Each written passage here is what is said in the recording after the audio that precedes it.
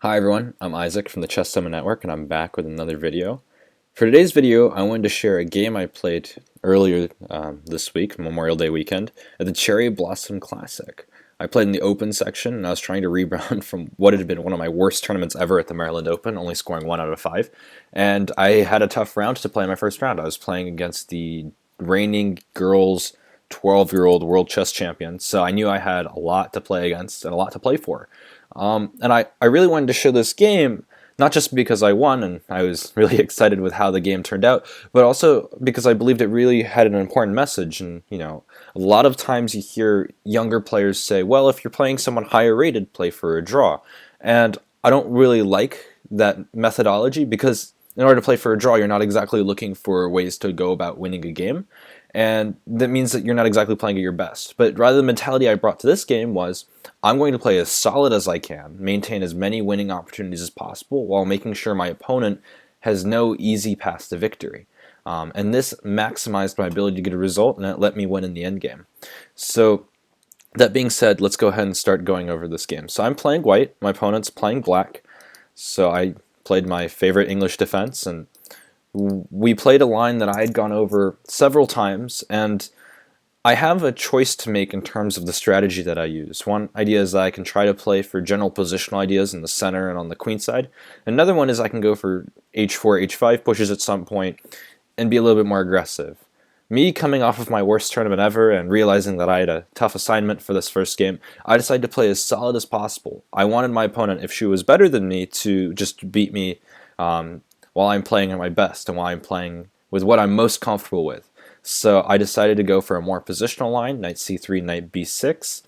And here I just completed my development, castles, bishop e7, d3. And for the most part, up till here, everything was what I had prepared for. This f5 move, however, is a slight deviation in move order. And the reason why I say that is it does open up this light squared diagonal from a2 to g8. And it gives me the potential to play queen to b3 check. And this is important because on this move, before black has played f5, there's potential for black to play moves like bishop to e6 and then play f5. This means that black has a natural square to develop this c8 bishop. It's not exactly clear where it's going if it's not to e6. So by playing f5, I thought this was a slight move order inaccuracy. So I have a choice to make here. I can kind of continue with my textbook plan, which is to play a4, a5, and try to gain space and positional advantages on the queen side, or I can try to throw in this queen to b3 check. I thought for a couple minutes here, but I wasn't immediately comfortable with queen to b3 check because after king to h8, it's not quite clear what my queen's doing on b3, and if I want to gain positional advantages on the queen side, it might be helpful to have this b2 pawn to push forwards to b4 and b5. More likely, I won't wind up using it, but by having the queen on b3, it's kind of in the way, and it's not quite clear what my queen's doing there. So, that being said, I decided to stick with my traditional plan of f4, and my opponent kind of surprised me again here by playing bishop to e6. I've had a couple games in positions that represent this style of play, and black has always played a5 against me. So I never really had to think about what to do if black doesn't play a5. And this was a unique challenge because after bishop e6, I went into some deep thought for a couple of minutes as to what my possible candidate moves are. So black usually plays a5, so the plan there is bishop takes b6, c takes b6, and I use this outpost on b5 for my knight. The problem with this plan, though, is if I play bishop takes b6, I do double her pawns, but she hasn't committed a5, meaning that she can use either her a or c pawn to capture on b6, and then use the other pawn to cover the b5 square at some point in the future. This means that I'm really giving up the bishop pair, my bishop on e3 for the knight on b6, for no real counterplay whatsoever. It would be different if I had the b5 outpost, because then my knight can be somewhat annoying, but I decided that it was better to not give up my knight. So I looked around the board for other options. Maybe I want to connect my rooks, so I looked for a place to put my queen. But, b3 is now taken because of bishop to e6. It's not quite clear what the queen would be doing on c2. And on d2, while I do connect my rooks, and it seems like a natural square, my bishop and queen don't exactly create a battery for anything, and this bishop is starting to feel a little bit trapped. Obviously, c5 and d4 aren't available outposts, and maybe at some point black wants to play this move f4. which could be a little bit uncomfortable for my bishop, and I'd rather avoid any situations where I have to play the move g takes f4. Remember, I'm trying to play solid. So by process of elimination and kind of by intuition, I realized that the only way to play this position is to play the move a5. This move still serves multiple purposes. The first is, well, the idea is if I played a4 and my opponent's supposed to play a5 to stop me from playing a5, then a5 must be a good idea. But a5 has a little bit more into it than just being a forcing move. It moves the knight on b6 away from the b6 square, meaning that I can trade my knight on c3 for this knight on b6. My queen now has a very natural square on this a4 square, and from there she's going to cover the entire fourth rank of the board. This is really important because one of these squares is d4. If my opponent gets to play this move knight to d4, and I have no way of retaliating or winning the e5 pawn, then my position becomes a little bit dubious, and I wanted to avoid any lines where this was possible. So by playing a5, I'm gaining space, I'm creating a nice square for my queen, and I'm kind of forcing her hand with this b6 knight. My opponent played the natural knight to d5, and here I just traded minor pieces and executed my plan, queen to a4. So far so good, only a little bit of calculation on my part up to this point, and my development from here on out seems kind of natural. My opponent played the move a6 here, and my best guess is this is a prophylactic measure. My idea is to play rook on f to c1, and in some positions I could play the move a6 if this pawn weren't here, and b takes a6 would allow for rook takes c6, bishop takes c6, queen takes c6, but this is a little bit, too far down the road. If a6 is really necessary, it can be a move made later, but Black doesn't exactly have a real way of improving her position. This knight on c6 is on the best square it can possibly be. This bishop on e7 is a little bit weird, but where it can exactly go? There's no real future plan for this dark squared bishop. And thanks to my minor pieces and my queen on the fourth rank, these two pawns on e5 and f5 better stay together, and if they were to move and maybe push for e4 or f4, then she's creating squares for me to put my pieces in the center. So I'm guessing here that this move a6 was more out of a lack of any other alternative. So here I played the move rook on f to c1. I didn't want to move my a1 rook from a1 to c1 because in some lines where this a file maybe becomes half open, maybe with like a b6 idea, or if I ever reach a situation where I want to push this b pawn and she plays a takes b5, I didn't want my queen to be the only piece protecting this pawn. Furthermore, the knight's already putting a lot of pressure on this a5 pawn, technically, so by removing a defender, I'm kind of going against the idea of overprotection. So I figured rook to f to e1, I'm using all of my pieces, my rooks, my queen's doing a nice job of guarding this fourth rank, my knight covers the center, my bishop does a nice job, and now my bishop actually has an escape square on the c5 square. This bishop on e3 doesn't exactly have a defined role. If this were just a regular Sicilian, this bishop might be on d2, and I could put it on c3, but with it on e3, I don't want to spend 2 moves to relocate my bishop. So I decided that it would probably be best to trade off my dark squared bishop, seeing as this dark squared bishop limits what my dark squared bishop can do anyways. So I played rook on f to c1, and my opponent played a sneaky move here, bishop to f6, with the threat of e4, attacking both the knight and the b2 fork between the two rooks. So in a position like this, where your opponent's threatening a tactic, it's important to make the least committal moves possible. Remember, this bishop to f6 move, there's no follow-up with that as long as I don't allow this e4 move to be strong. So as long as I make a move that doesn't create a positional weakness, then I really have nothing to worry about. So the move rook to c2 for me was rather intuitive. My opponent played queen d7 to connect her rooks, and I guess to protect the c6 knight, but this actually gives me time to come up with my first plan of the game. So this is more of a strategic idea. If you'd like, go ahead and pause the video and see if you can figure out what the next step in my plan was. Okay, well, if you need more time, pause the video. But this knight on f3 is strong, but it's blocking in my g2 bishop. So I either need to trade this g2 bishop with her d5 bishop, or I need to open up the diagonal for my bishop so it can create counterplay and maybe wreak havoc on this square c6. So I need to find a better square than f3 to move my knight. So my pawn on d3 is a nice central pawn. So the first thing I want to do is I want to look for potential squares that it's protecting that I can put a knight on. So obviously e4 is off limits thanks to her f5 pawn. but the square c4 is actually a very appealing square. So maybe at some point knight to c4 is an option. So in order to get to c4, how would I do that? Well, knight to d2 seems like a very simple move. It would help me trade off my light squared bishops, and my opponent's best piece on the board would either be traded or have to move to a much weaker square. So this was the idea I opted for. If you're a Sicilian Dragon player, you're probably familiar with this idea too. That's one of the nice things about playing in English, is it aligns itself very nicely in parallel with the Sicilian ideas. So I played knight to d2. My opponent played bishop to e7. I think she realized that the bishop on f6 was kind of blocked by this e5 pawn, and there was really no hope of a e4 push or an f4 push without it. So by moving the bishop to e7, she technically opens up her rook, but at the same time she covers some dark squares on the queen side.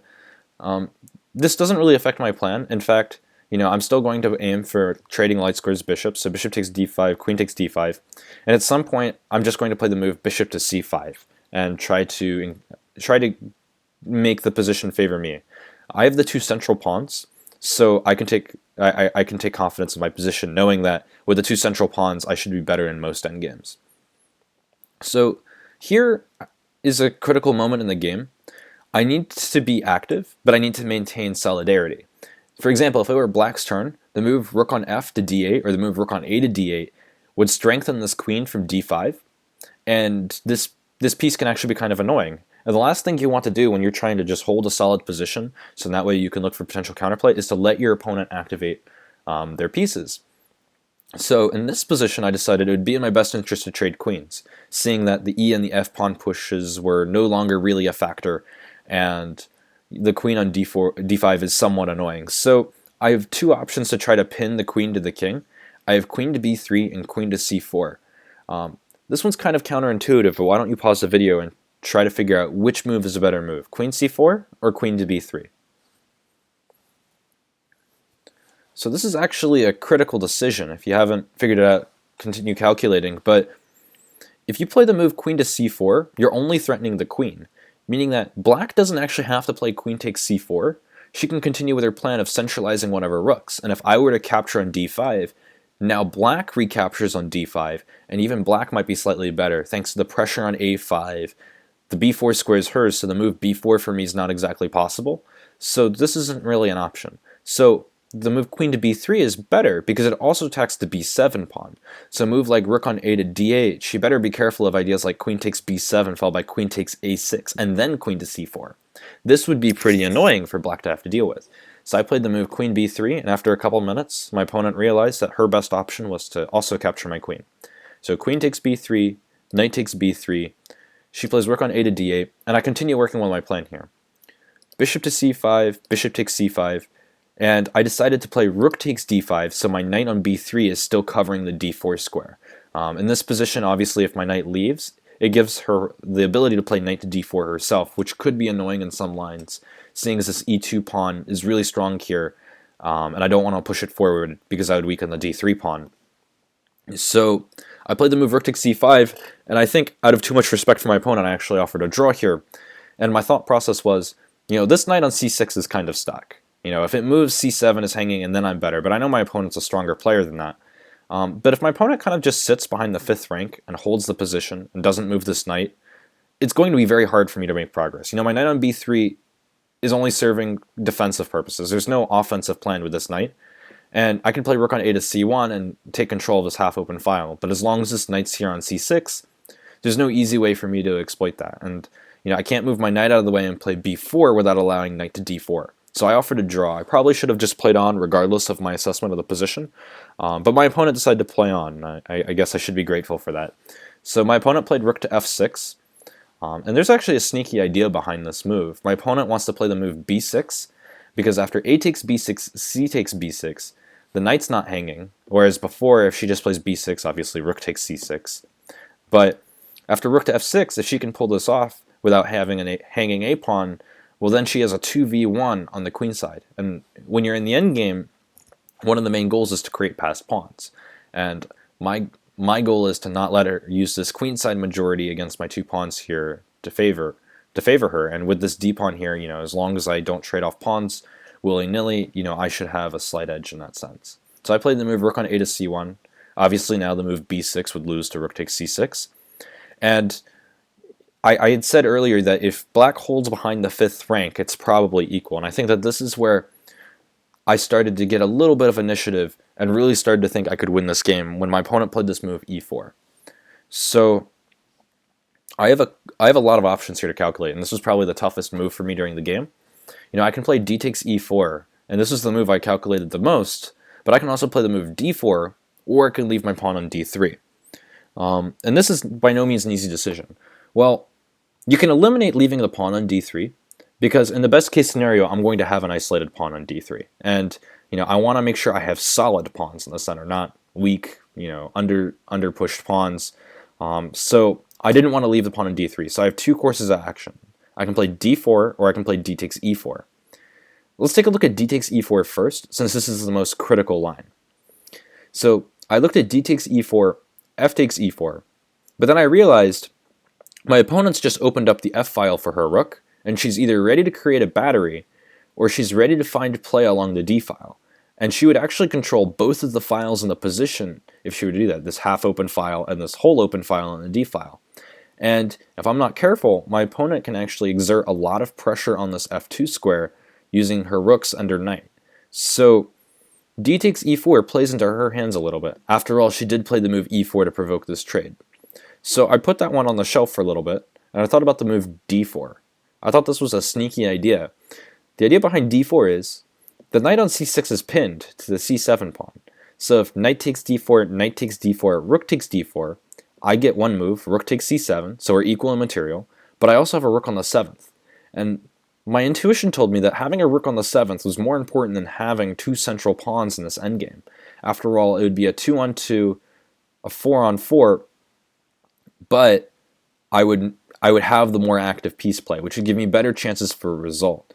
And with my opponent having a backwards pawn on b7, an underdeveloped king, and a weak back rank, I'm probably not checkmating my opponent anytime soon, but I have some tactical abilities there. So, I thought a little bit more about d takes e4, but the more and more I looked at d takes e4, the more I just liked this idea of d4. It let me trade off my knight, which isn't doing too much now that my opponent doesn't have d4 as a true outpost.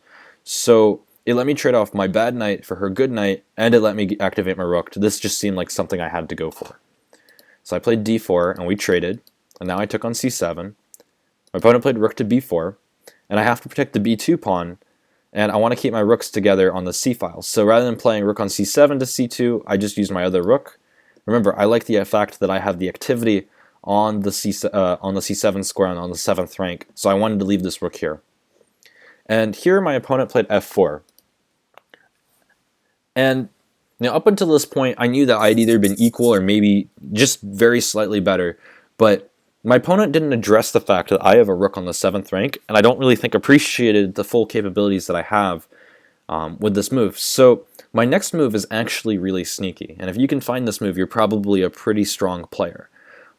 So I suggest that you pause the video and see if you can't figure it out. Okay, well, if you haven't solved it yet, go back and pause the video. But the idea is I have one rook on the 7th rank. Let's get two rooks on the 7th rank. But I want to be as forcing as possible. So I played the sneaky move rook to d7. And the idea behind this move is if I play rook to c8 check, this is a very forcing move. And her only option is rook to f8. But now, not only are her rooks not coordinated, her 7th rank is wide open. So then I can play rook on c8 to c7, and I'm threatening rook takes g7 check, king h8, rook takes h7 check, king g8, and then rook on c7 to g7 checkmate. The rook on f8 actually traps in her king. So these lines are actually, pretty easy to calculate on my part, and it's hard to find a defense for black. My opponent, calculated a long time on this move, and she actually got into time trouble as a result of this move rook to d7. I'm pretty sure the idea of rook to e7 works too. The problem with that is you do give the opponent king to f8, so I think it's less accurate because obviously rook to c8 couldn't be checkmate, whereas here king f8 is just meant by rook c8 checkmate. So the idea is I want to have as many active rooks as possible. This b4 rook is annoying, but it's only attacking this one measly b2 pawn. If I can have two rooks on the 7th and start threatening checkmate, it's totally worth it.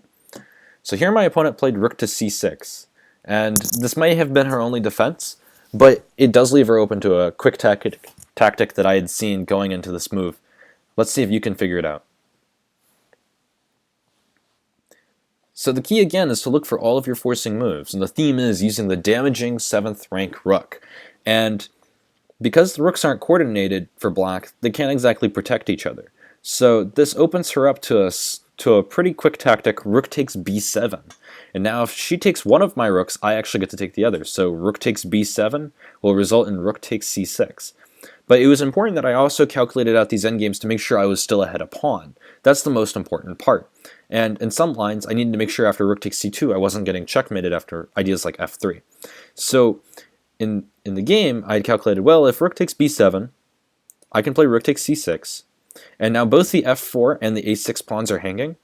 And I decided if my opponent plays rook takes b2, rather than being greedy and playing rook takes a6, I would actually eliminate all counterplay first by playing this move g takes f4. Whoops. So rook takes b2, g takes f4. The a6 pawn can never be protected, and now I have a 4 against 3 majority on the king side. And while I do have doubled pawns, and that technically is a weakness, my opponent also has an isolated pawn on e4 that can't do too much. For example, rook takes e2, rook takes a6, creating a passed pawn, and it's becoming very clear that the move e3 will never be possible as long as this pawn on f2 is here. So I decided that this position I am definitely better. So if we go back and make the move that she made in the game, which was rook takes c2, this was the stronger move, and we progress with the game. So rook takes b4. Now, I also have to calculate multiple lines here before I played rook takes b7, obviously, but the idea is that if she plays rook takes e2, this is only a slightly better position than what we had before, but I'm going to play rook to b6 and rook takes a6 anyways, and I had already calculated that this is a winning position for white. This e4 pawn can't make progress. King f1, king g2, both of these small improvements would definitely help my game. So my opponent can't take on e2. This pawn is poisoned. So instead she played the better, more aggressive move, f3. Obviously, if I do nothing in this position, try to play rook b6, I'm getting checkmated. Rook to c1, checkmate. So I had to eliminate the threat, and the next couple moves are forced. E takes f3, e takes f3, h4. h3 would have worked too, but I like the idea of creating space on the king side, because I realized that I can stop this f3 pawn. So I wanted a position where that happened, my kingside pawns were as far up the board as possible. So h4, rook c1 check, king h2 is the only move, rook f1. So now I needed a way to be able to attack this f3 pawn with both my king and my rook. So I played the move g4, opening up the g3 square. So rook takes f2, king g3, rook d2. She gives up the f3 pawn, but it's important to realize that in order for her to push this pawn, she's going to have to play rook to f1.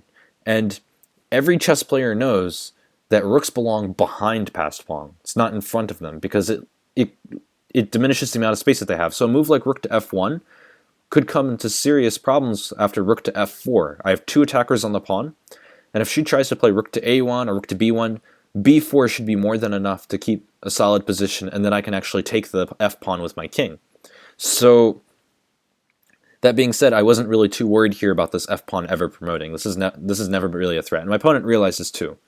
So she played rook d2, king takes f3, rook d5. So here, a natural instinct move might be this move rook to a4, but this is probably what my opponent wanted. If my rook's on a4, I have to find the move b4 and then find a way to move my rook away from the queenside while not losing any of my queenside pawns to play for a win. So rook to a4 might be better, but it's going to be exponentially harder to try to force a win out of that endgame. So there's really only one way to naturally play this position, which was rook to b8 check, looking for your forcing moves, king f7, and then b4. So now I've advanced all four of my pawns. So generally in the endgame, you want to have an active king, and you want to be pushing to try to promote your pawns, especially if you have the extra pawn. So I believe that by having my 4 pawns already pushed to halfway down the board, this made it easier for me to bring in my king, because my opponent has to make sure her rook is, guarding all of these pawns and make sure none of them break to become passed pawns, so mostly stuck on the queen side in this position. And, my rook on b8, while in front of my passed pawn is in a very active position because it's in the prime position to cut off my opponent's king. So when my opponent played rook to d4, cutting off my king, I merely returned to the favor after rook to b6. And my opponent played rook to c4. My opponent was roughly around the 5-minute mark here, and this was an increment game, so you get 30 seconds for every move. And this move is practical. It still maintains my king on the 3rd rank and below. So this move makes sense, but I had to find a way to continue my plan. And I cannot win this endgame without my king, right? You have to have an endgame in these rook endgames to really be able to push for the win, especially when you're up a pawn. So I needed to create air for my king, while at the same time trying to provoke weaknesses on the king side. Most of you guys know that a rook versus a rook and an edge pawn is usually a draw, because the edge pawn is harder to promote. There's only some positions where an edge pawn can win. But in this case, I knew that after an idea like b5 and then trading and then creating the edge pawn, the only way I'm winning is if I can have a second weakness on the king side. This is called the principle of 2 weaknesses. So I played the move h5, just as a measure to create space if I needed it, but also at the same time, maybe h6 is an idea, maybe g5, g6 is an idea. You know, I hadn't committed to anything yet. This was just a move to try to provoke some sort of weakness, and I got immediately what I wanted. My opponent played h6, and now this endgame is definitely lost. So actually, why don't you pause your video and try to figure out the exact winning strategy, not the exact moves, but the exact strategy as to how to win this endgame. Okay, so this one's actually pretty simple. The idea is I need to create a passed pawn over here on the queen side, so rook takes a6 is obviously a great place to start, and then I need to find my way to g6, and then play the move a6, because that protects my 2 weakest pawns. That will give my king liberty to move over to the queen side and help my a-pawn promote. My opponent's rook can't exactly move back and forth across the 4th rank, because once I reach the square b3, she'll either have to move backwards or sideways, making it easier for me to push the pawn. So here I played the move rook takes a6, rook takes b4, rook b6. Obviously a trade is losing. Rook g6 may have been, just as accurate, but I threw this move in there. Rook a4, a6, king g8. She needs to make a move. Rook g6. So I've already achieved the position that I want. So now it's a matter of bringing in my king. So my opponent played king to f8, king to e3, rook to c4. So here I played king to d3. So my opponent has to make a decision. Does she want to stay behind the pawn, or does she want to be in front of the pawn? This may have been a harder endgame to win if she plays a move like rook to a4. But again, the idea is that I'm going to move my king over to b3. If she moves backwards, my king can move forwards, helping my pawn promote. And if she moves to the side, my pawn can just merely push. For example, if my king were on b3, so let's reach a position where that could happen. So let's say she protects this pawn. I go here. It's now a definitely lost endgame. There's no way that she can promote. She can stop me from promoting. Rook to f8 is very passive, and I can merely meet rook to a8 with rook to a6 and not have to worry about this g4 pawn. The rook's going to be stuck on a8, and I can use my advanced rook to help me bring in my king and win these kingside pawns. Fairly straightforward deal. So at this point, my opponent's playing a lost endgame. She chose rook to c7, and as I said earlier, she can go up, down, sideways. Some way she's going to have to create a concession for my king, so I just move further up the board. King to d4, king to e8, rook to b6. My idea is kind of sneaky here. My threat is to play rook to b8, and after king to d7, play rook to b7, and use this pin to draw the king to my pawn, giving me time to win both of the pawns over on the king side. So my opponent can't do this. She played rook to d7, and I played the move king to e5. And this is zugzwang. My opponent played rook to e7, and I played rook to e6, and she resigned. But just to prove a point here, this is losing in all endgames. Obviously, any move that doesn't allow for her rook or king to be off of the 7th and 8th rank. For example, rook to a7 would lose immediately to this idea. And now I'm going to win all of her pawns over on the king side. After king takes b7, king to c7. There's no need to calculate here. So this is not really an option. But if she tries to leave the 7th rank, now there's no natural protector of the g7 pawn. So I can move my king over to the king side while slowly pushing this pawn to the queen side. Also, a7 would win immediately here too. After rook to a2, rook b8 check, and I can merely just queen a pawn here. My opponent can resign. So no matter what my opponent chose to do in this position, ultimately the game was over. Rook to e7 was just the path she chose, and rook to e6 pinned the rook, and ensured that this pawn would reach the end zone and promote to a queen. So this was my first ever win against an opponent who was 2200 plus, and I think the biggest lesson here for this game for everybody is don't necessarily play for a draw. Take things slow and steady and play a solid position. If you're solid throughout all phases of the game, it makes it that much harder for your opponent to try to beat you. And that comes from my games as well. When I'm playing low-rated players, I prefer to play players who are playing for a draw because it's easier to beat them rather than players who are playing solid because then it's harder to find weaknesses. So the next time you're paired in like the first round and you're playing someone who's much tougher than you, don't be afraid of their rating. Just play the best chess you can play, be solid. If you're a tactical player, I guess do what you do. That's not really my field of expertise. But just play your best and, you can win a game every now and then. So that's it. This is Isaac Steinkamp signing off, and I hope you enjoyed this video.